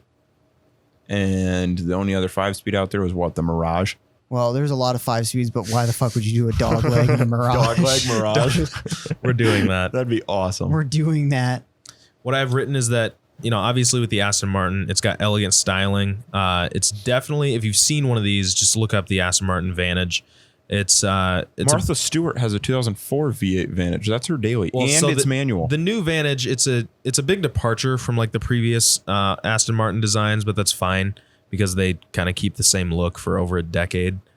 Other than that, I was on their little configurator, their little website, and there are more colors that you can paint your Aston Martin than there are colors available at your local home improvement store. It's nuts. Yeah, seriously. There's like, not literally, but there's like 50, like 60 maybe different colors that you can paint your Aston Martin. Yeah. And same with the interiors. You can get it in any color. You can get the seats in a certain color. You can get the doors made in any color, and you can have the headliner in a different color. And there's just so many different, which is cool because you can make your Aston Martin truly yours. I mean, that's awesome. The fact that you could be almost the same car as some other guy that you happen to run into, but say, no, I have a different headliner than you. Like, that's so cool that you're not going to run into people that are the same as you. Customizable. You know, unless there's 100 people that are like, I'm going to black it out. I'm going to do black paint with the black interior and the black headliner and the black wheels and the either that black or white, brake calipers. white. Yep. Yeah, just white absolutely everywhere. And then they get out wearing an Adidas tracksuit. So going to Martha Stewart's 04, I think that's about the time that the automatic transmission in those was actually what was Garbage piece of shit. They are garbage piece of shit, but it was a dual clutch, like automatically shifted 6-speed manual. Yeah, That's so it's just weird. it's their manual gearbox with an automated clutch. Right. And it's the same. It shifts horribly. Essentially the same manual transmission that came in Camaros. Was it really? Yeah. It might be a later one, but the TR6060 and the T56s came in Aston Martins. The Aston Martin V8 Vantage in 2004, and I don't know what other years, but I know the 4 has it, is a T56. Yes, there we go. But it's a wide ratio T56 instead of a close ratio, which the Camaros had. So there's We're getting a little really technical. There's really just 2 ways to drive that car, and it's if you're just putzing around and you're not driving that car very fast, what you need to do is you need to let off the gas, make your shift, and then get back on. Otherwise, if you just like click the shift thing while maintaining gas, it's gonna shift like a 2-year-old learning how to drive stick. Yeah. Like it's just terrible. Or Everyone hates those. if you're just driving absolutely balls out, that's when you can slap it and it'll shift fine enough considering it's early days of dual clutch automatic shifting. It's terrible. Yeah. People in a complain road about car. the Ferrari F1 transmission too. Yeah. Which those ones I'm not super familiar with. I think it's similar concept. Yeah. I think. We delivered, what was it? I think it was a Was it that 512 or was it no, it wasn't a 430? 512. It was a 430. Yep. Not a Scud. It was just a 430. Right. And it had the same thing where it's got the paddle shifters with the automated clutch. Mm-hmm. And on those ones, it's kind of cool because if you click the plus and minus at the same time, it goes into neutral. Oh, is that how you do it? Mhm. Okay. The C8 does that too. Does If it you really? actually, Oh, really? if you pull both paddles, that's how you rev at people because it'll hold it in neutral. Okay. So you can neutral bomb. rev. Yeah. Yep. Neutral dropping a C8 straight off the lot. Neutral dropping, but you're in third gear. Yep. Just does nothing. I looked up a list here of new cars that come with a manual. Did you find the one on like Motor Trend or whatever? Probably Car and Driver. Oh yeah. Okay. A lot of things that we already hit. Aston Martin Vantage, BMW M2, M3, M4. M3 and M4 are cool. Gotta appreciate the M cars for keeping it manual. Right. They're ugly. Sporty. Is They the have- Honda they have the Civic ugly ones. losing the manual next year? I heard a rumor Probably. of that. I thought Honda was the last company to keep all of their line with manuals, but then I looked at their website and I couldn't find very many. Because I know you can buy a Civic right now with a manual. Yeah. But next year or the following year, I think Maybe in the That's base going Civic, away. but I would highly Yeah, I The doubt SI it. and Type R will I would stay highly manual. doubt that exactly. Because those are cars that you can't get an automatic in an SI or a Type R. yeah. Well, and then on the list is Chevy Camaro, which obviously, or I don't know, obviously. They're dead in 2023. Yeah, I thought they were getting rid of them next year. Because if you go on their website, you can't go to a Camaro for Did 2022. they kill it early now? Maybe. I don't know. But They may have. next one on the list, Chevy Spark. I actually was going to say the Spark and the Sonic, I think you can still get manual, correct? I thought the Spark was electric. The Spark's a hybrid and the Sonic. No. No, it's not. No, the only hybrid that Chevy has is the Volt. I thought the Volt was full the electric. Volt No, was their electric. Bolt is full electric. Bolt? Bolt is full What electric. the hell is Volt? Chevy doing? I've been asking this the for Sonic at least a and the decade. Spark and the Bolt and the Volt. Yeah. I thought they had like 2 sedans. Why are you naming off like 4? Well, they killed the They're a Impala. hatch kind of thing now. Killed the Impala. They're getting rid of The Cruise is the dead. Cruise, and now Cruise is already dead. okay, so the only sedan they have is the Malibu, And which then everything else is a weird probably hatch. doesn't have a long lifetime left. So they Yeah. have the Bolt and the Volt. Now they're going to have a new Mustang killer, the Colt. It's a Mustang shoe. Their hatches are pretty much just the cars that they make for other markets, like in Asia and Europe. Oh, because But they they still ba- sell like crazy in But, China. but they Yeah. badge them as a Chevy here, yeah. and then they make SUVs, crossovers, and trucks. You know, Trucks. going a little off the rails here. 2 days ago, no, Friday, we saw a Chevy Aveo, which obviously Coolest like car ever, the yeah. cheapo car, right? And it was like a 2000-ish car. Yeah, Still had manually adjusting mirrors on both sides. that's how that Civic I learned how to Do you have drive to on. reach was. Did it really? You have to Yeah. reach all the way Yeah, over to the passenger side you have to to reach adjust. over, adjust it, sit back, look at it, know where to move it from Either there, that and keep Or going. you tell your passenger, no, up. Yep. Okay, now to the left.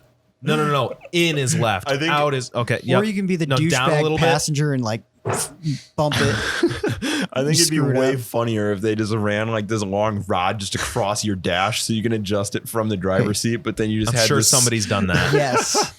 Old car. you just had this stupid like 3-foot post in the middle of your dash, and someone's like, "What is this?" And you go, "Oh, a cane to hit you in the face when the airbag goes off." So I really don't remember which car it was, but there was something that had the mirror not on the door for the passenger side, and there was an adjuster in the like center console because all it is cables in there.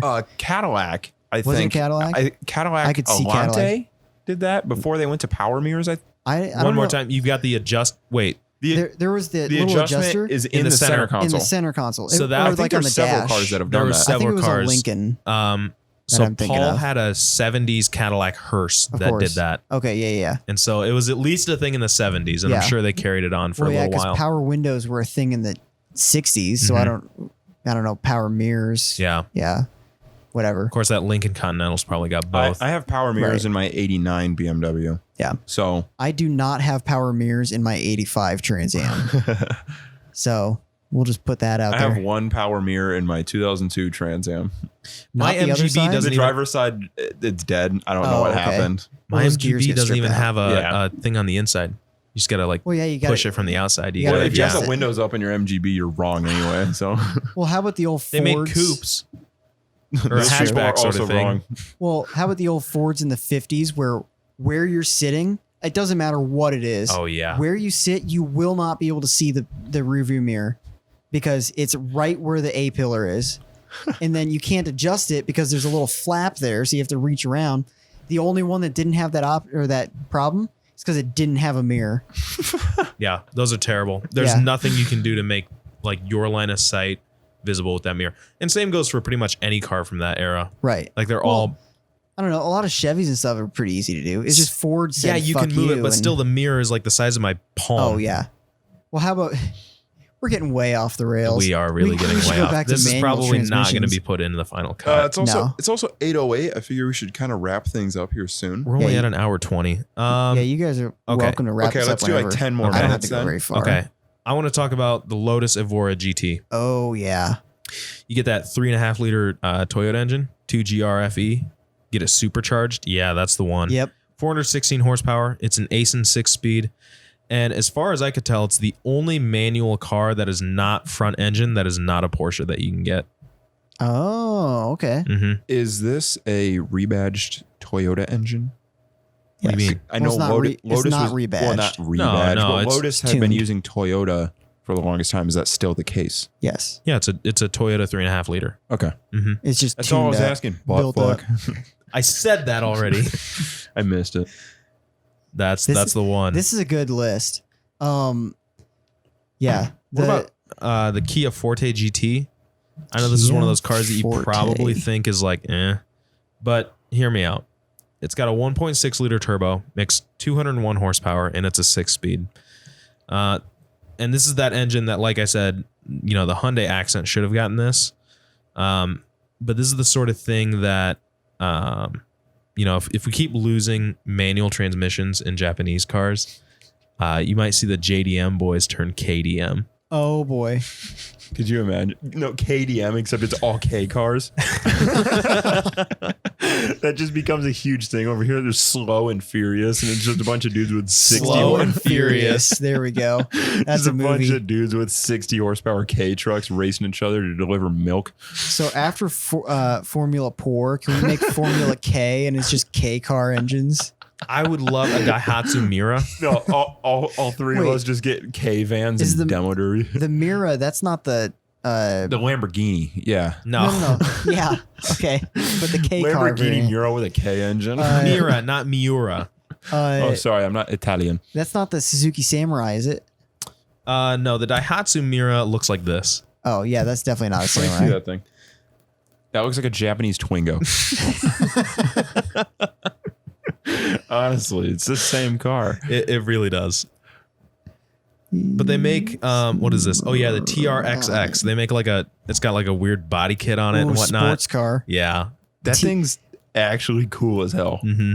Are you telling me they I did feel a like that would have a TRX? 3-lug wheel. I like Yeah, like a smart car. 4. Oh, Probably the base model has a 3-lug, but I That'd be love the hilarious. offset grill. yeah. It's kind of like, what is it, the Ford Tempo or whatever? some bullshit. My neighbor has one of those. Or Tony's hood. yeah, the Yeah. turbo bulge. Except mine's, Turbo bulge. Yeah, I'm that's going to what they call call mine it. that. God, what was I gonna say? I'll think of it. Okay. We're resorting to this. Mazda. God damn it. Mazda's got manuals. But they don't Do have they? rotaries. Well, not anymore. It's true. You can get a Mazda 3 hatch, but you have to get like the base engine. You can't get the like sporty, I think, turbo engine. And then the MX-5. Oh, yes. The Yeah. MX-5 was Yep. on my list, and I was Can't a forget fool that. and didn't mention it. Mm-hmm. How many years into the ND Miata are we? That came out in like 2016. So Maybe earlier than that. so we'll probably still have it for another 3 or 4 years. Yeah, it'll be around. And being that I think the Miata, like the MX-5, is still the best selling sports car in the world. Is or it in really? America, at least. So I imagine we will get another generation after this one. I don't think it's going away. Mhm. I hope not, because if the next one's sick, Mm-mm. who knows? Might buy one. I really like the ND. ND is pretty cool. I liked that supercharged one that we had. We've got that one. Is it like an Edelbrock still have supercharger? that? I think. Yeah. Yeah, Yep, I was told it was an Edelbrock. it's an it's- Edelbrock setup. It's like a $10,000 kit. Yeah. That's It- pretty yeah. sweet. It's a lot of money, but it's like 100 horsepower overstock, I think. Yeah, Which Should I'm sure be a is little more than that. significant. It Yes. is. Honestly, in the they MX-5. don't weigh anything. I've never driven a stock ND, but I've driven that supercharged one. It's fun. I cannot imagine a non-supercharged ND. Right. Like it would just not like the experience would just be ruined for me now. Well, it's like those BRZ, FRS, all those. Mhm. You can get a Cosworth supercharger for those, and it's like the same thing. It bumps it up to like, I think it was like 300 horsepower, That'd be nice. and it's one of those things where everyone says you can't not have that much power in Right. that car. Yeah, It needs that. it needs it. Yeah. Which my idea, I really want a BRZ so I can put an LS1 T56 in it and have a BRZ 28. Just throwing that out there. That would be cool. That would be really You'd have cool. to do like BRZ 28, like in like an 80s graphic, like as a stripe on the door, though. I was thinking like a 90s F body kind of graphic. Oh, yeah. Yeah. Yeah. Just the one where it's got like layers to it. Yeah, That'd be so Yeah. sick. I like that idea. Did you see the guy who made the GT 4586? Yep. He with put the Ferrari engine in. Yeah. Yep, I have seen that. I think That it's, one's cool. is it dead now? I saw some. I I saw didn't it see get anything, wrecked. but it was like, oh, goodbye to this car. I was It like, got okay. wrecked on Donut Media, but I think they fixed it. Oh, really? Yeah. What do you mean it got wrecked on Donut? Like Well- the Donut guys wrecked it? No. Okay. So James Pumphrey rolled it. they were filming the intro and it was like drifting around corners, and then he oversteered it and hit a rock. Ooh. Yeah. Like, But it's not wrecked. It wasn't wrecked. like totaled, but it was like pretty good. Did pretty you good see hurt. that somebody did take an ND MX-5 and put the 6.4 liter Hellcat engine in it, Yes. and then proceeded to roll it at Tail of the Dragon? You're gonna have to look It this up is- because my it's phone's donezo. very like stupid. But there is a company in England that is making a V10 swap for Miatas. I think we talked about this episode 1, right? Did we Yeah. really? Yeah, we okay. did, we did. Yeah. Well, Which then we'll leave it that- right there. It's still cool. It's Doesn't still cool. matter. And they talk about a twin turbo option in the future being like 270 horsepower at 13,000 RPM. Yeah. And you can bolt it to the manual trans. That's pretty cool. That is Okay, pretty cool. That's Manual that's the V10. winner of the manual car. That might But manual V10, not only the Viper, but the Ram SRT 10. Oh, yes. yeah. Wicked. Yeah, that was a cool truck. Do you guys have any cars you want to mention on the way out? New cars that you can get? New car. I thought gonna I mention, was gonna say something. but I can't- Cars that should have a manual. The C8 is definitely on there. Yeah, Um, maybe I- someday. I don't see that coming with a manual from the factory ever, but I can imagine that there will be a company that makes a kit. The thing is that the center console is designed in such a way that like you can't put a manual there. Right. It'd be Hopefully awkward. somebody just cuts into it. I mean, your stitching already looks terrible. You might as Right. well just cut a big hole in it. Like, just do what you It'll- want. it'll Who cares? match. yeah. Yeah. Yeah. It'll blend right in. But like I could see somebody making a kit to adopt like a Porsche 6-speed or something to it. Oh, yeah. But like I don't see GM making No, that. they won't. No. I will mention one more thing, and I think you guys will appreciate this. What should have gotten a manual in its life and a little bit more horsepower to make that manual even cooler is the Buick Regal Tour X / Vauxhall Insignia / Opel Insignia, the GM wagon. I'm If glad that you're- thing came with a manual, that would be insane. I saw one on my way over here. The guy driving it was approximately 90 100 million years years old. I'm glad you mentioned the Vauxhall and Opel variants I for our think it's- European viewers. Well, the car truly is an Opel Insignia, Shout out to Opel. and then it's a Send us cars. We'd like to review shout out cars that are Opel. not sold here in this country. So Just no mail one one over here. cares. Well, the thing is that the Buick Regal Tour X is That's Not- turbocharged, right? it is a It's like a- turbo 4 Yeah. that makes like 230, 240, so like not an incredible number, but enough Right. to get the thing It's moving. a 2-liter. Yeah, it's a cool car. I love the way they look. I've watched numerous reviews, mostly from people across the pond that have been reviewing the Vauxhall versions, but that was built new as the Opel Insignia, and I believe that they were built in Germany. Vauxhall or Opel? Opel. Okay, yeah. Opel's I Germany. think so. Yep, and then they come across the pond in the left-hand drive format, along with the Opel. They come across here as the Buick Regal Tour X is what they're called, and then you can get them in the UK as right-hand drive as the Vauxhall Insignia, but then they sell it also in Australia right-hand drive with a name that is kind of a sin, Holden Commodore. Oh boy. That it's not a Commodore. It's a cool No. car. It's not a Commodore. No. Sorry. Does anyone know if the new Cadillac CT5V with that Blackwing motor will come with a manual? Yes. It will? Yes. Okay. That would be nuts. Because Yep. I remember when the Blackwing motor was first announced. So it's not Aren't those hand it's built? not the Blackwing motor that came in the Oh. CT6V. The trim is Blackwing. It's Oh. like their M or their RS line. So, I gotcha. but it still comes with a quad cam V8, right? Yes. Okay. Because I remember when the Blackwing came out and I was looking at Blackwing on Wikipedia, it said that it was not going to be made for a manual option, but it would have an all-wheel drive option. Yeah, and you could get that on the CT6. Now the CT5V. Is the CT6 bigger than the 5? yes. Okay. Yeah.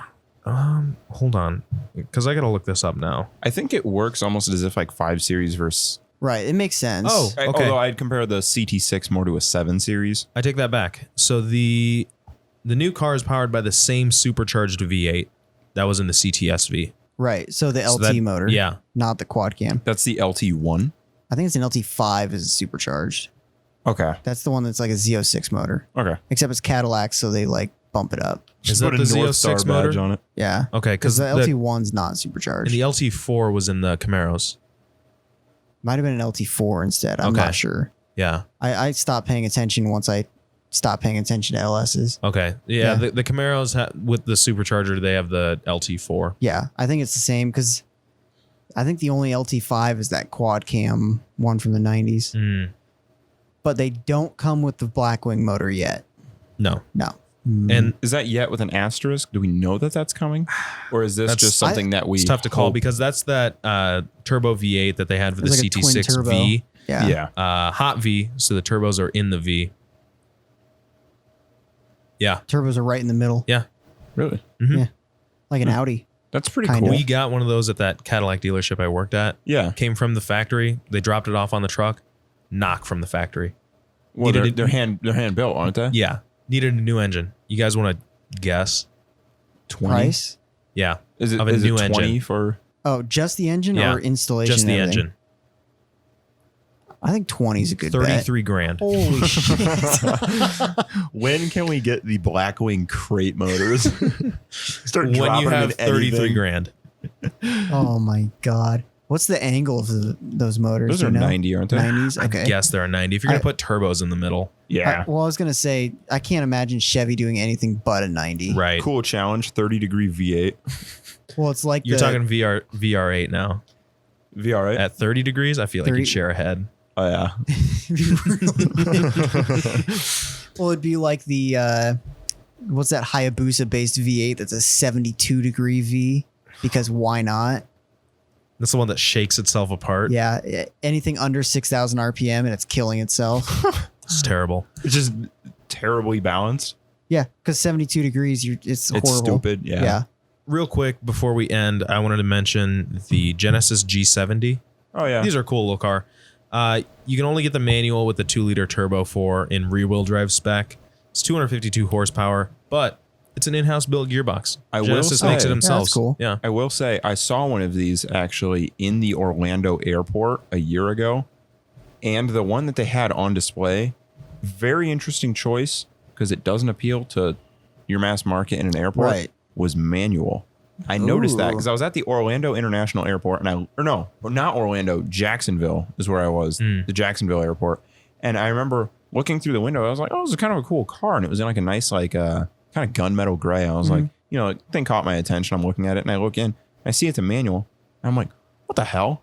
So that doesn't appeal to most airport. At that dealership that I worked at, we did a thing with Costco. Chevy does a thing with Costco where we just go like park a couple cars in Costco and it's like a promotional thing. Oh yeah. We would always pick the ones that probably wouldn't sell.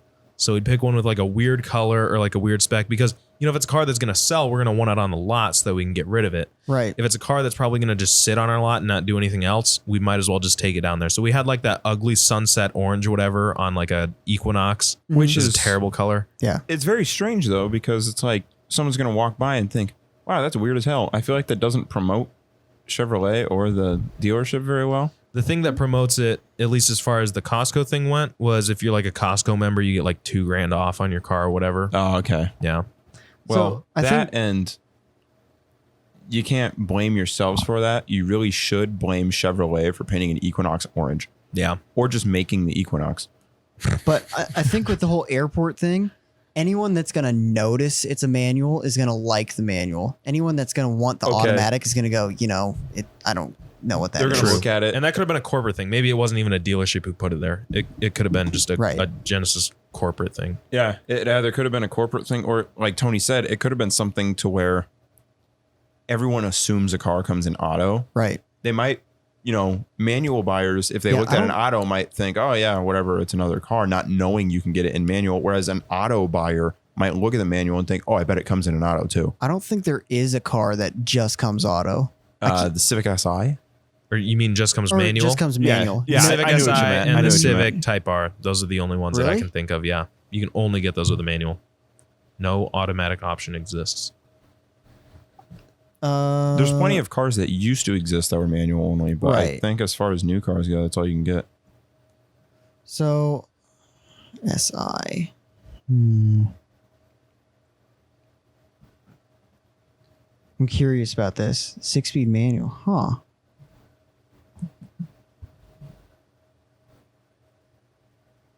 Huh, that's cool. I think that's a show. Yeah. Real quick, before we're out of here, I just wanted to mention, I went back and I looked at, because we looked at the list, cars that you can get with a manual in 2021.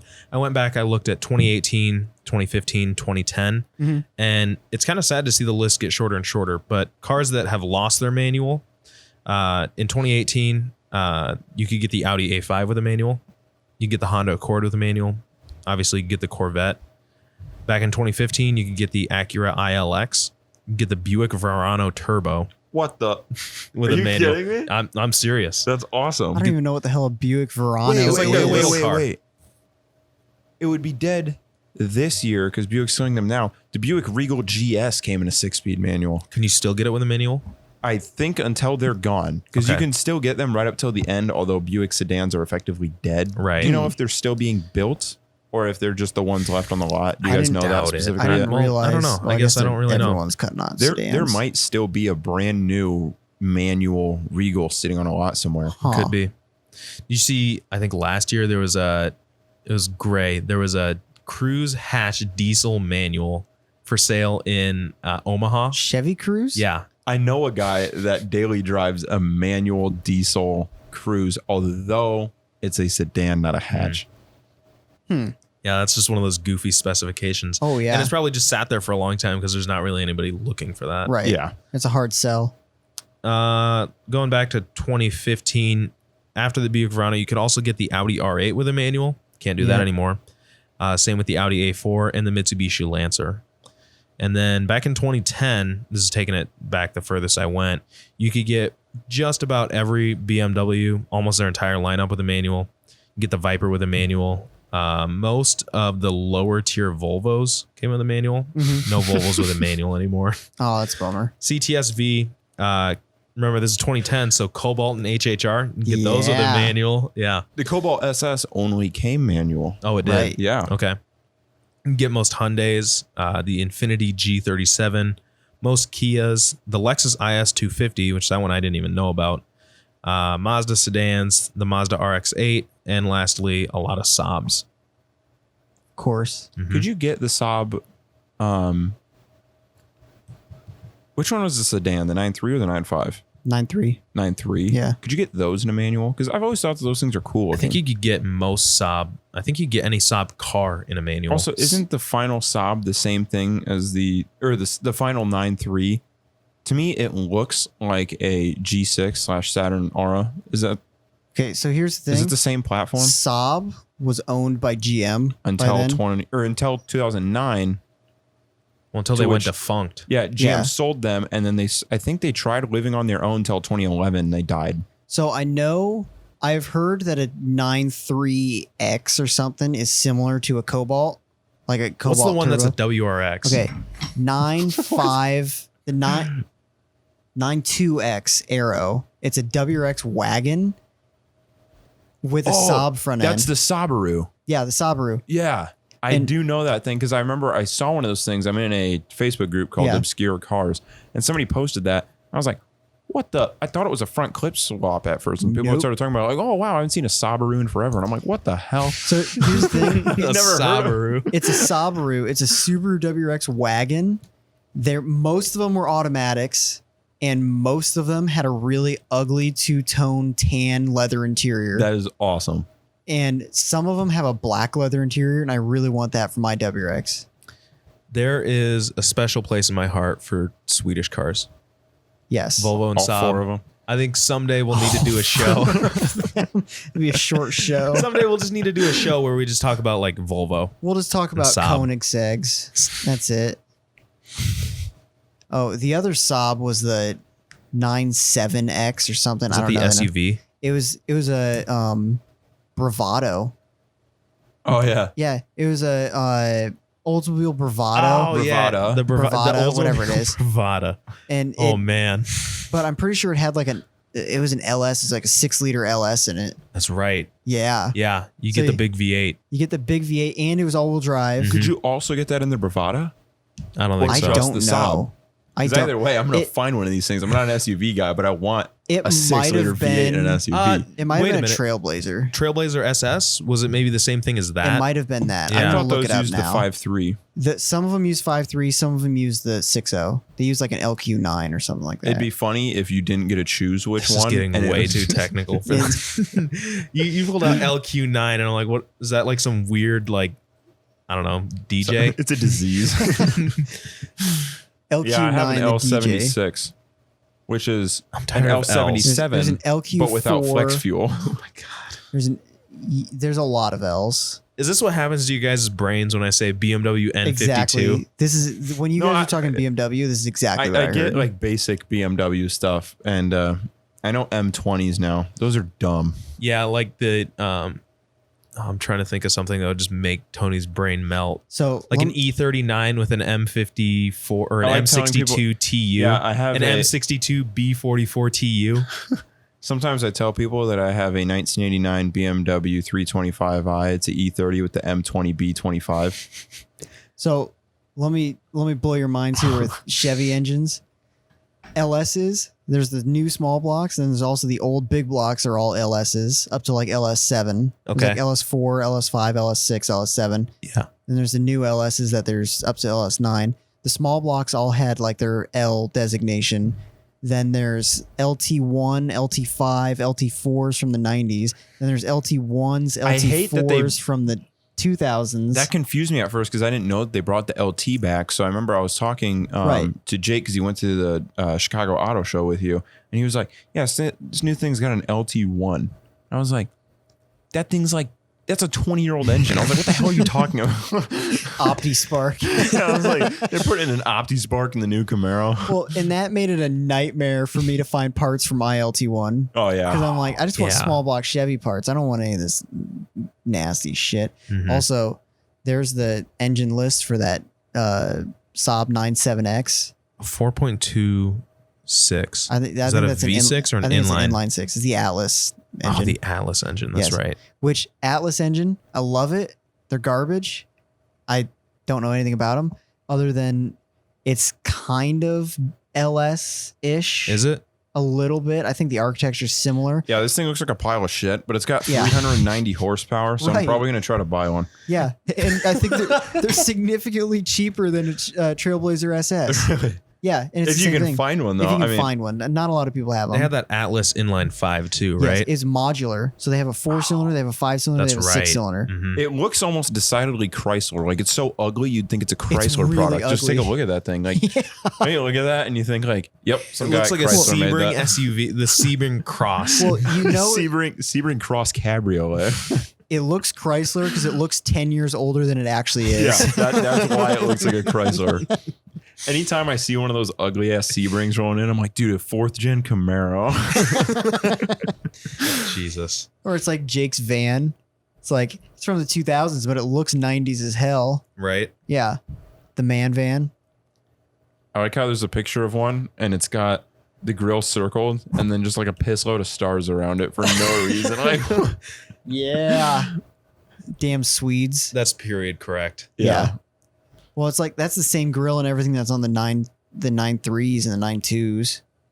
9.2X. Oh yeah. Look at that beauty. Those things are sweet. That thing's so cool. Right? I like them a lot. That should be my winter beater. So I don't know about now that like all this COVID shit happened, but Yeah. so there's a 9.2X, which is a WRX, but most of them are autos. And then there's a 9.2 that's just a normal Impreza, but you can get a lot more of those with a manual. A couple of years ago, they were like $2,000. Really cheap. That's very enticing. Are we going to Yes. make a race league that is just Sabarus? Formula Subaru. Which would mean it'd have to be a Formula car, so we'd have to cut off the fenders and quarters till it's open wheel. Either that or just stack like 8 1-inch spacers on each wheel. Oh my God. Just have wide enough wheels that it Basically, sticks out. any way that we can make it a formula car sounds incredibly dangerous. I'm thinking that, but I'm going to lifted. substitute the word dangerous for fun. Usually they're the same. I think that's honestly. a show. Yeah. I'm Yep. really fucking hungry. Yeah, I'm Oh, yeah? hungry and I need to go crank my hog. All right. Thanks for listening.